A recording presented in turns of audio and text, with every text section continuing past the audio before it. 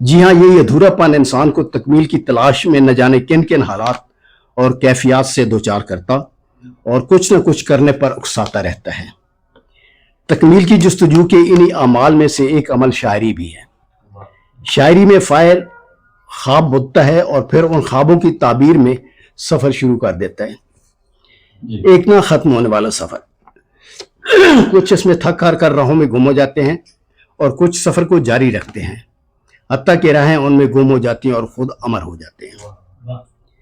حارث بلال کے حوالے سے، حارث سے میری ملاقاتیں اگرچہ بہت کم رہی ہیں، ہم ایک ہی شہر سے کے رہنے والے ہیں، لیکن صاف ظاہر ہے کہ میں جن دنوں سرگودا میں تھا تو یہ لاہور چلے گئے تھے، تو ملاقات نہیں ہو سکی۔ میں جب لاہور تھا تو یہ سرگودا آ گئے تھے، اور پھر میں لاہور سے اسلام آباد آ گیا، تو یہ بہرحال ایک زندگی کا چکر ہے جو چل رہا ہے۔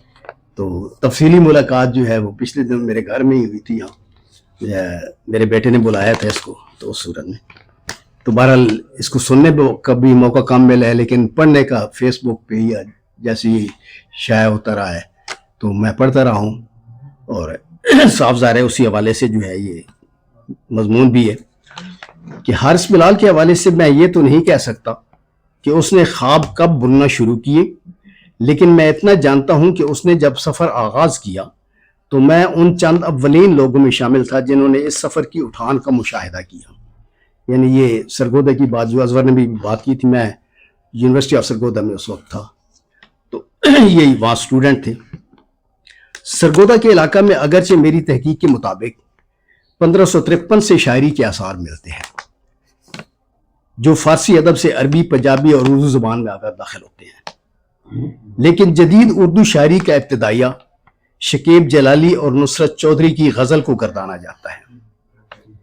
اگرچہ اس سے قبل جوہر نظامی، احمد دیم قاسمی، الطاف مشہدی، الطاف پرواز، شہزاد احمد اور غلام جیلانی اصغر جیسے شعراء ادب کے منظرنامے پر اپنا وجود تسلیم کروا چکے تھے۔ ابھی یہاں حیران ہوں گے کہ الطاف پرواز جو کہ پنڈی کے تھے، شہزاد احمد جو کہ لاہور کے ہیں، ان کا سرگودا سے کیا تعلق ہے؟ تو یہ اس دور کی بات ہے جبکہ یہ جوہر نظامی ایک مشاعرہ کروایا کرتے تھے۔